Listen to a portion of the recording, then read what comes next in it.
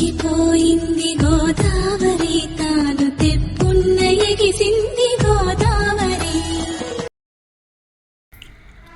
Hi, hello, నమస్తే అండి.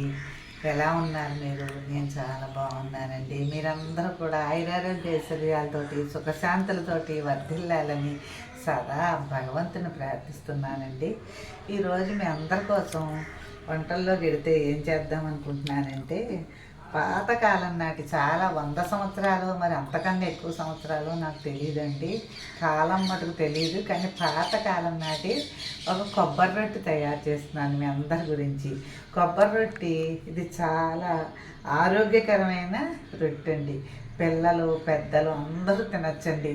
చాలా బాగుంటుంది అది మా చిన్నతనాల నుంచి మాకు చక్కగా మేము స్కూల్ నుంచి వచ్చేసరికి ఎర్రగా కాల్చి చక్కగా రొట్టె పెట్టేవారు. అవన్నీ వల్ల మరి ఏంటో మేము ఇంత హెల్దీగా ఉన్నామంటే అటువంటి వంటలన్నీ తినబట్టేనేమో. అవి మీకు కూడా చూపెడతాను. అయితే ఆ రొట్టెకి కొబ్బరి రొట్టెకి కావాల్సిన పదార్థాలు ఇదిగో బియ్యం రవ్వ అండి. ఇదిగో 1 గ్లాసు తీసుకున్నాను నేను. ఇదిగో ఈ గ్లాసు, ఒక చిన్న గ్లాసులు మీకు చూపెట్టడానికి 1 గ్లాసు బియ్యం రవ్వ, అదే గ్లాస్తో గ్లాసులు కొబ్బరి, అదే గ్లాస్తో కొంచెం వెల్తిగా 30 వంతుగా 3 వంతులు అది ఇంత వెల్తిగా గ్లాసు ఇంత వెల్తిగా బెల్లం.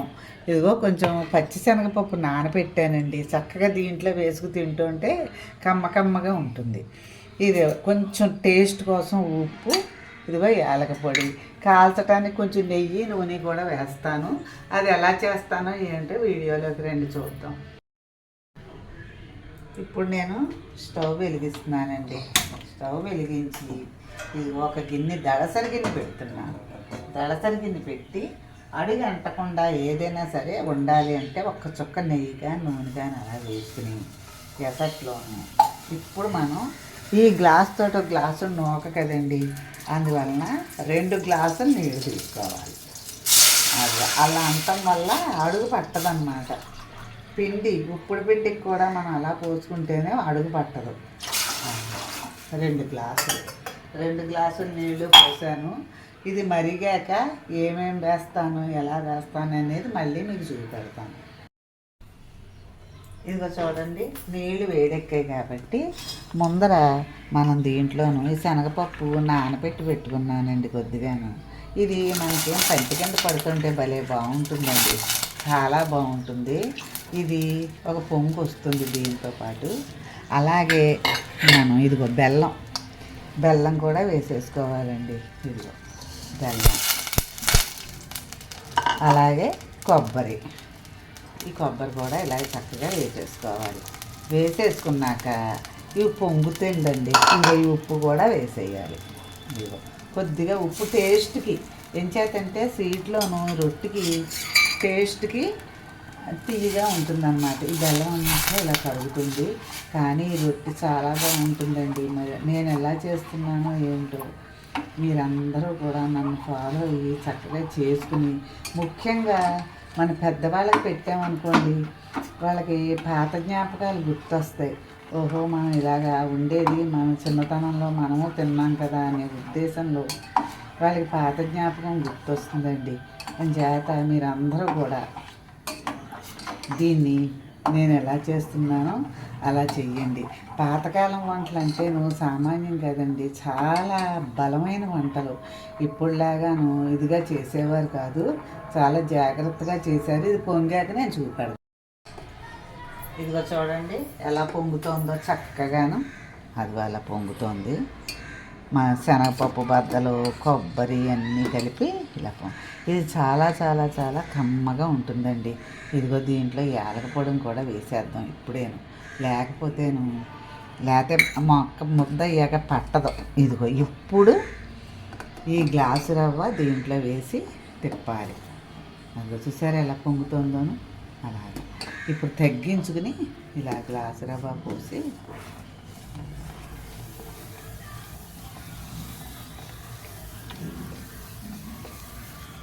అంతేనండి. ఈ గ్లాసు రవ్వను చక్కగా మెత్తగాను కొంచెం దగ్గరగా పడుతుంది. ఇదంతా దగ్గరగా పడ్డాక అప్పుడు మనం ఏం చేయాలంటే ఒక మూకుట్లోను చక్కగాను ఎలా వేస్తాను రొట్టె అనేది చూడండి. ఇది మన పిల్లలు కూడా చక్కగా తీయగా ఉంటుంది కదండి, పిల్లలు బాగా తింటారు. పెద్దవాళ్ళు పాతవాళ్ళు కూడా అవును మన పెద్దవాళ్ళు ఇలా చేసేవారు, బలంగా కొబ్బరి బెల్లం ఈ బియ్యం రవ్వ అన్నీ కలిపి చక్కగా చేసేవారని వాళ్ళకు కూడా గుర్తొస్తుంది. ఇది ఉడుకుతుందండి, ఇలాగ ఈ రవ్వ దీంట్లో ఉడుకుతుంది అని చేత మనం రొట్టె కాల్చేటప్పుడు మనకు కాలకపోవటం అని అదని ఇదని ఏం ఉండదు. ఇదిగో ఇలాగా చక్కగా ఉడికి దగ్గర పడుతుంది. దగ్గర పడ్డాక మళ్ళీ మనం ఏం చేయాలంటే నెయ్యి వేసుకుని దీన్ని సన్న సెగని రొట్టె కింద కాల్చుకోవాలి. ఆ రొట్టె ఎలా కాలుస్తాను ఏంటి అనేది మీకు దగ్గర చూపెడతాను. ఇదిగో ఇది మూతెట్టేస్తా సన్న సెగని.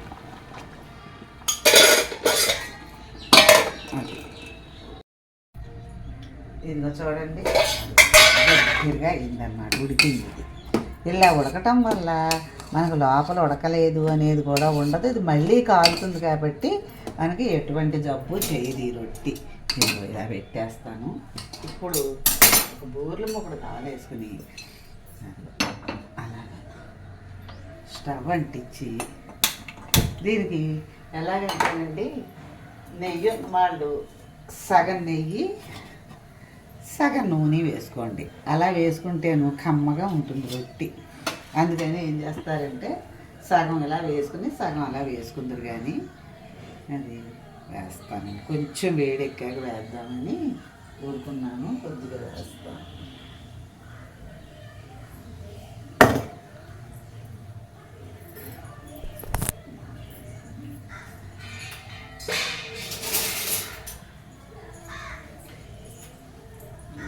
మూకుడు చక్కగా కాలాలండి దీంట్లోనూ. అది చూసారా, నెయ్యి ఇంట్లో తయారు చేసిన నెయ్యి, కమ్మటి నెయ్యి ఇది.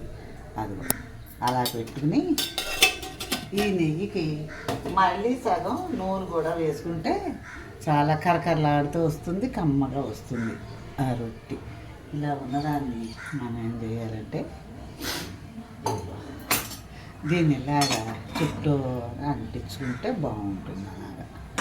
అలా అంటించుకుని అలాగా దాంట్లోనూ ఇది వేసాక మటుకు మీరు ఇదిగో చూసారా ఎలా అయిపోయింది, ఇదంతా ఉడికిపోయింది. ఈ రొట్టె వేసాక మటుకు మీరు సన్న సెగలో పెట్టాలి, కొందరు హైలో పెట్టినా. నేను ఇదే ఉప్పుతోటి నేను అనుకుంటే ఎంత తేడా తెలియదు, కొంచెం నేను పొయ్యి రొట్టెని చేశానండి ఒక నా వీడియోస్లోను. చాలామంది 1,000 మంది చూసి చాలా బాగుందని అన్నారు. అలాగే మీరు ఆ పొయ్యి రొట్టెని కూడా మీరు ఫాలో అయ్యి చూడండి ఒకసారి.